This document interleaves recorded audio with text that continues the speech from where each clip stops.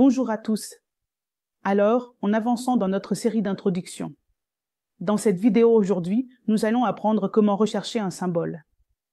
Et nous apprendrons également comment ajouter des intervalles personnalisés et quels sont les raccourcis pour cela. Nous apprendrons les différents types de graphiques et nous apprendrons également les différents indicateurs, comment les appliquer sur les graphiques. Et quels sont les différents réglages avec ces indicateurs. Alors, commençons par comment mettre un symbole dans un graphique. Chaque fois que nous recherchons un symbole, cela peut être un indice, cela peut être des features, cela peut être des options ou cela peut être une action. Il y a donc 4 catégories. Par exemple, le Nifty est un indice. Donc, si je recherche Nifty, maintenant, j'obtiens ces 3 éléments. Ce Nifty 50, c'est l'indice. Les futurs Nifty, ce sont les futurs, et ceci est des options. Nous allons donc explorer un par un. Maintenant, laissez-moi aussi vous montrer l'action. Supposons que je recherche Reliance. Donc, dans le cas de Reliance, voici l'action. Voici les futurs et voici les options pour Reliance. Alors, commençons maintenant par l'indice et ensuite nous verrons aussi pour les actions. Donc, si je recherche Nifty, vous pouvez également filtrer les résultats de recherche avec ces filtres. Voici maintenant l'indice Nifty 50. Donc, si je l'applique. Supposons que vous appliquiez un indicateur quelconque qui est lié au flux d'ordre. Vous commencerez alors à recevoir ce message indiquant que Nifty est un indice. Il n'est pas négocié en bourse. Par conséquent, il n'a pas de données de volume. Exactement. Alors, pourquoi continuons-nous à afficher ce message? Parce que, souvent, de nombreux traders sont confus car ils ne reçoivent pas les données de flux d'ordre, les statistiques de barre dans le cas de Nifty. D'accord. Donc, nous devons afficher ce message pour qu'ils soient conscients qu'ils recherchent l'indice. Donc, une solution très simple pour éviter ce message est de s'assurer que si vous travaillez sur un indice, vous n'appliquez aucun indicateur lié au flux d'ordre. Si vous appliquez un indicateur lié au flux d'ordre, vous continuerez à recevoir ce message, n'est-ce pas? Donc, si je supprime simplement ces statistiques de barre, je n'ai plus d'indicateur lié au flux d'ordre. Et maintenant, je peux soit zoomer, soit dézoomer, je peux faire n'importe quoi, cela n'affectera pas, il n'y aura pas de message. Maintenant, laissez-moi chercher à nouveau le Nifty. Ici, nous avons les futurs sur le Nifty. Donc, si je clique une fois dessus, j'obtiens les 6 options. Alors, quelles sont ces 6 options? Astuce 1, astuce 2, astuce 3. Ce sont les futurs continus et ce sont les futurs mensuels qui sont réellement échangés. Donc, ces futurs continus ont été créés à partir de ces futurs mensuels, afin que nous obtenions un graphique continu. Pourquoi? Parce que ces futurs expirent chaque mois. Donc, le graphique sera interrompu. Évitez la discontinuité du graphique. Nous avons créé ces futurs continus. Donc ici, une chose importante est que vous n'obtiendrez pas les transactions réelles sur ces graphiques. Ceux-ci sont uniquement à des fins de cartographie. Donc, supposons que vous vouliez acheter ou vendre des futurs, vous devez échanger ceci. D'accord, donc n'appliquez pas ces graphiques. Si vous devez trader sur les futurs, veuillez appliquer ces graphiques, même dans le cas du trading papier. Maintenant, laissez-moi parler des options. Donc ici, si je clique sur les options Nifty, cette chaîne d'options s'ouvrira et je peux sélectionner n'importe quel graphique. Supposons que je veuille voir ce graphique puis à 18 850. Je vais cliquer dessus. Et maintenant, j'obtiens le graphique du Nifty à 18 850. 18 850. Laissez-moi vous montrer le graphique pour les actions également. Voici donc le graphique de Reliance. Donc, dans le cas d'une action, vous obtiendrez ceci comme le symbole cash. Ceci est le symbole du futur et ceci sont les symboles d'options. Si vous cliquez dessus, vous obtiendrez le graphique de l'action Reliance. Et vous aurez également les données de commande, de flux et de volume. Parce que ce n'est pas un indice, c'est une action et elle est réellement négociée. Si vous voulez voir le futur de Reliance. Pour Reliance Future, nous avons également ces 6 symboles, 1, 2, 3 futurs continus, et nous avons aussi les futurs mensuels. Donc, ce sont les futurs réellement échangés. Ce sont les futurs continus. Juste pour le but de la cartographie, c'était donc à propos de comment rechercher un symbole. Maintenant, laissez-moi vous parler de cet intervalle de temps. Ici, nous avons des graphiques allant d'une minute à quotidien, hebdomadaire, mensuel. Vous pouvez également créer un intervalle de temps personnalisé en cliquant sur Personnaliser. Vous pouvez sélectionner l'unité ici, puis vous pouvez sélectionner l'échelle. C'est notre jour, semaine, mois. Et si vous voulez ces intervalles personnalisés ici. Supposons que vous vouliez faire un graphique de 75 minutes, vous pouvez en faire un favori. Et vous pouvez l'ajouter, donc, c'est le graphique que vous obtenez pour 75 minutes. Cela, si vous le mettez en favori, il sera toujours là. Supposons que vous vouliez mettre une minute en favori, alors elle sera ici. Donc, c'était à propos de l'intervalle de temps. Maintenant, je veux vous parler d'un raccourci. Supposons que vous vouliez mettre le graphique de 15 minutes, et si vous ne voulez pas cliquer ici, vous tapez simplement 15 et cela ajoutera 15 minutes. Maintenant, comprenons quels sont les différents types de graphiques disponibles avec GoCharting. Donc, si vous cliquez sur les graphiques, vous avez différents types de graphiques, comme la zone, nous avons la ligne. Puis nous avons le chandelier.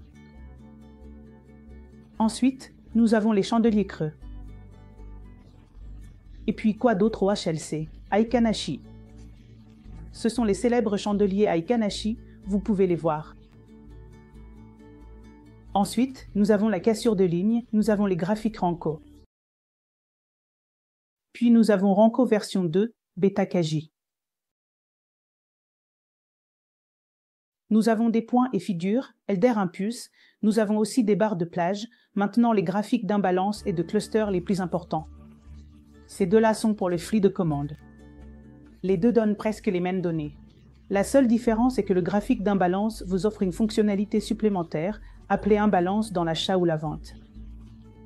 Donc, si nous sélectionnons l'imbalance et si nous zoomons suffisamment, vous pourrez voir les données du flux de commande. Alors, quels sont les ordres à l'intérieur d'une bougie? Vous pourrez le voir ici.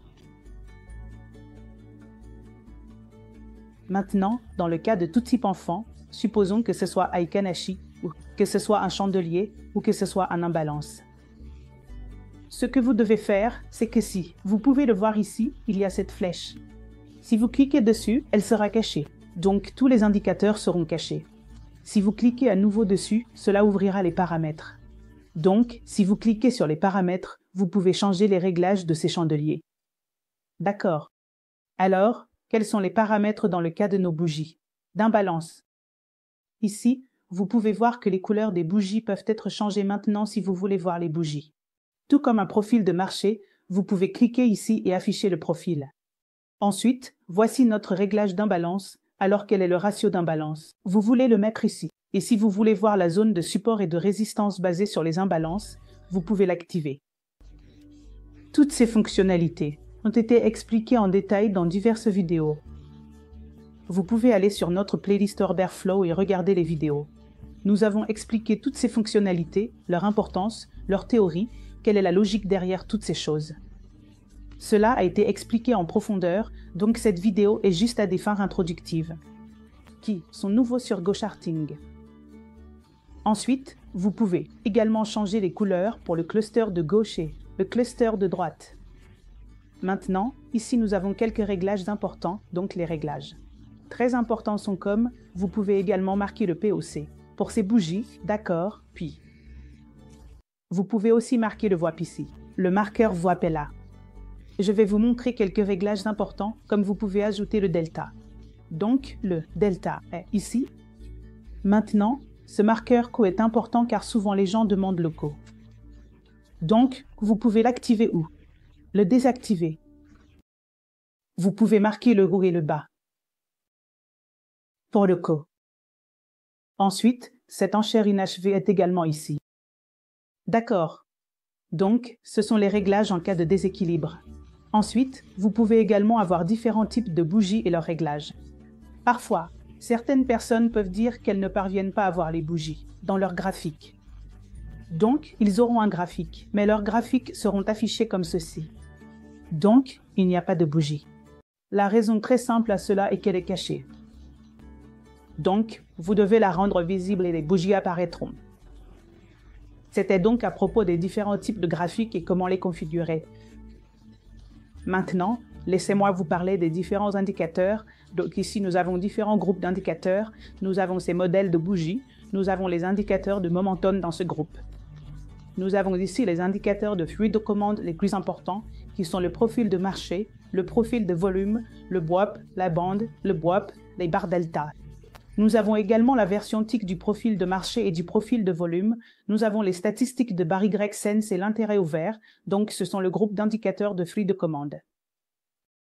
Ensuite, nous avons les oscillateurs. La superposition est également ici, et nous avons aussi différentes moyennes mobiles ici, donc c'est.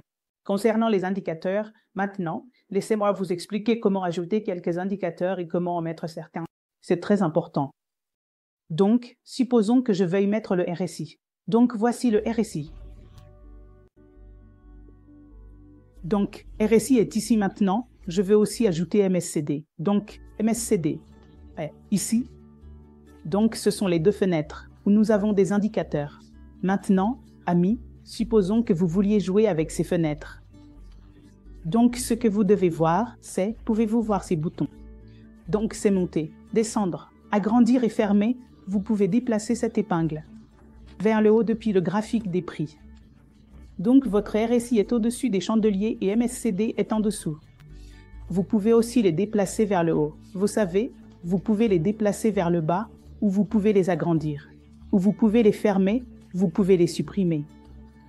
Tout simplement maintenant. Laissez-moi ajouter à nouveau ces indicateurs RSI. Maintenant, que faire si vous voulez ajouter un indicateur à l'intérieur d'un indicateur, n'est-ce pas? Donc, supposons que c'est RSI. C'est RSI encore une fois, je vous parle de ce bouton. Si vous cliquez ici, les paramètres disparaîtront, il n'y a pas de paramètres. Maintenant, si vous cliquez à nouveau, vous pourrez voir les indicateurs. Vous pouvez le masquer, le démasquer, vous pouvez voir ces paramètres. Alors, à quoi servent les différents paramètres? Dans le cas du RSI, vous pouvez le voir, le modifier et l'appliquer maintenant. Si vous voulez supprimer le RSI, vous pouvez le supprimer d'ici. Maintenant, cette option est intéressante. Si vous cliquez ici, vous pouvez ajouter un autre indicateur dans le RSI. Donc, supposons que vous vouliez ajouter une moyenne mobile simple, une moyenne mobile exponentielle. Alors, vous pouvez simplement cliquer dessus. Et maintenant, pouvez-vous voir qu'il y a une moyenne mobile exponentielle à l'intérieur du RSI? Donc, c'est un indicateur, à l'intérieur d'un indicateur. Ainsi, cette moyenne mobile exponentielle est dérivée du RSI. Maintenant, laissez-moi vous parler d'une fonctionnalité un peu plus intéressante.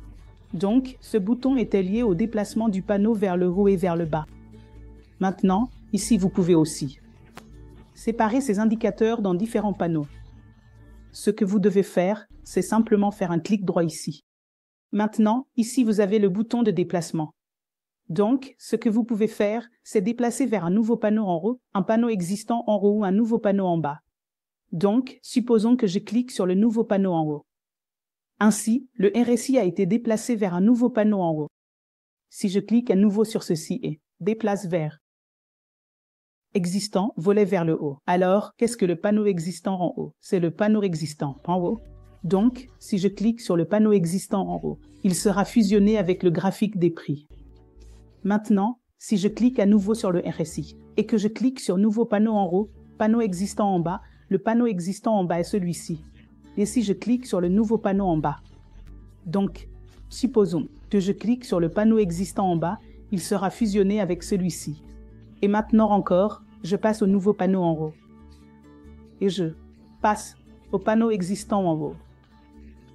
Et si je passe au nouveau panneau en bas, il sera dans un nouveau panneau en bas. Donc, j'espère que vous avez compris. Maintenant, laissez-moi passer au panneau existant en bas. Ici, je peux aussi fusionner leur échelle. Donc, si je clique droit sur n'importe quel indicateur et ensuite je clique sur épingler. Ah, l'échelle. Donc, je peux épingler à l'échelle le RSI ou je peux épingler à l'échelle la moyenne mobile exponentielle. Et je peux aussi les épingler à un nouveau, à droite ou à un nouveau, à gauche. En ce moment, l'échelle est épinglée du côté gauche. Je peux aussi l'épingler du côté droit. Donc, ce sont les différents réglages d'indicateurs que vous devez garder à l'esprit. Merci à vous tous.